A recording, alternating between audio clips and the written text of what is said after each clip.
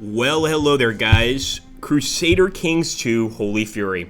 For a lot of you guys that don't know, I actually started my channel with a CK2 series known as Robin Hood, where I tried to basically roleplay as Robin Hood. Now, I don't have that up because, well, I have a little bit of self-respect, and ever since then, I've gotten a better mic, and overall the quality of this channel, has gone up somewhat.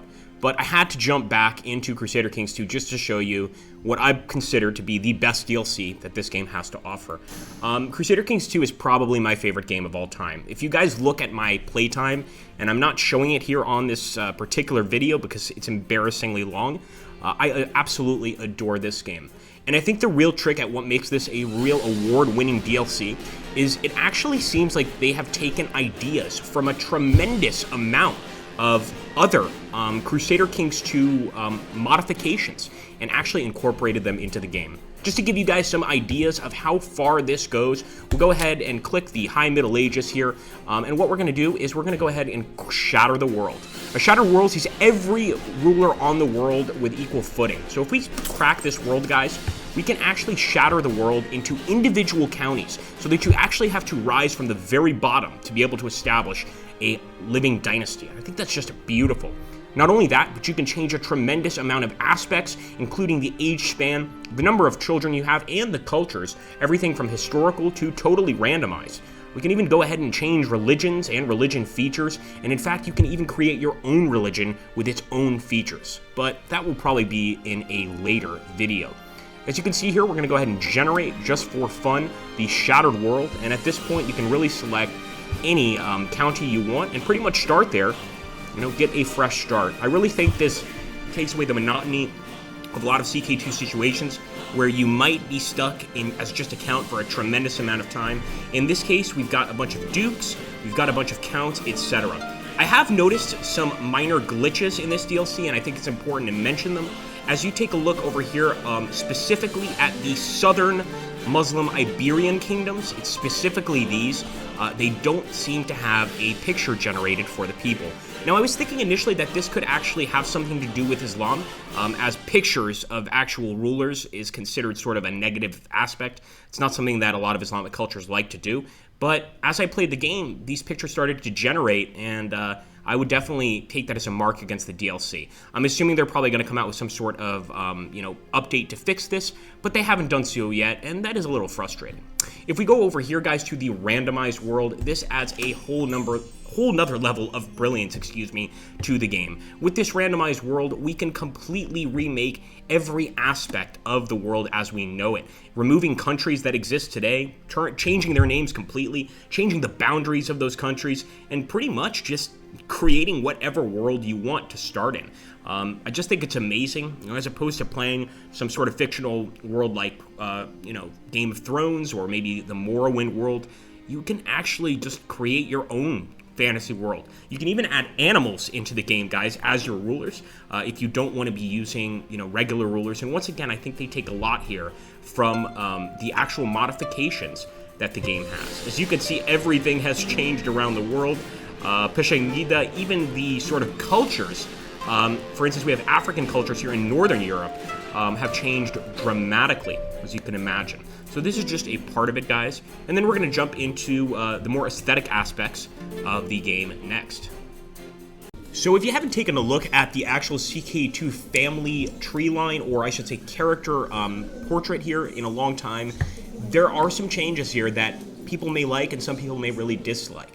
Now, one of the initial changes is all of the character traits have been moved from the bottom here over here into a much more manageable corner, and I really think once you get used to this, this is way, way better. Down here, you can actually see all of the counties you own, and over here is where we get some really cool additions.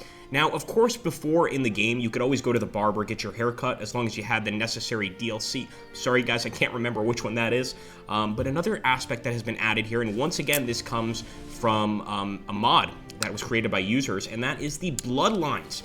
So if we take a look here, we can actually see that some characters have ancient bloodlines that give them bonuses. In this case, King Charles II the Bald is a descendant of course, King Carl,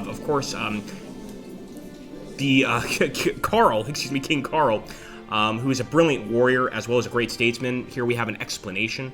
of each of these important bloodlines. And because of this bloodline, he's of course going to get a bunch more respect, etc. Another thing that I've seen added right here is the Sway King Charles or the Antagonize King Charles. This allows you to get a more direct grasp on diplomacy in the game. You know, instead of just relying on your chancellors, you can actually start to get people to like you simply by dedicating some time to getting to know them, etc. Although, keep in mind, that can always backfire. You're not necessarily going to be making friends everywhere you go in this game. There's a number of other additions that I'm sure you can find just on your own. Go ahead and search. I am just amazed at the number of additions here in this particular game. I also think it happens to play a lot better. I could be wrong about that, but in general, it just plays a lot smoother for me than CK2 used to. Another thing I should add here is the ability to do a Reconquista. I'm not sure if this applies to everybody. I think it just applies to Iberian states, but if you're like me and you want to play with Portugal, Castile, Leon, this is going to be great, because what you can do is you can order a Reconquista, and at that point you have full ability to fabricate claims in these Muslim countries, and you'll also potentially have other European nations assisting you to take back the Iberian Peninsula. Keep in mind, though, the Reconquista does take 500 prestige, and prestige is not necessarily easy to come by in this game. Anyway, guys, I should also mention, sorry, I think this is very important before I go. There is a new Crusade system. I don't have an example of it here. Suffice it to say, it is greatly improved. For those of you that knew the Crusade system before, it was pretty unwieldy, pretty unlikely to even get people to join. In this Crusade system, the Pope actually approaches you. He actually lets you know that you should be dedicating money to the crusade. You can decide whether you want to or not.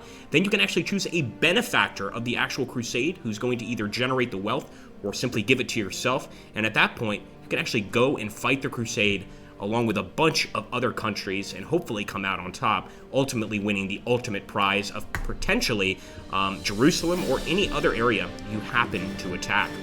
Another thing that I should mention here, and I mean, there's just so much in this DLC, guys. It's almost like an entirely new game. I almost want to call it Crusader Kings 3. But that is the ability to have your ruler crowned by the Pope. As you can see here, we were crowned by a bishop, and this gives us a monthly prestige gain and a monthly piety gain. But being crowned by the Pope makes you even more respected amongst your vassals and might cost you anything from a tremendous amount of gold to an entire crusade victory for him to even consider bestowing the crown upon you.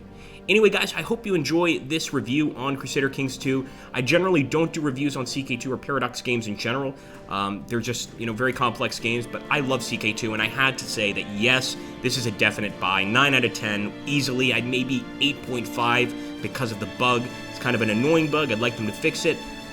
Unless I find out that that's normal in the game, that's the way they wanted it, then, hey, that's fine too.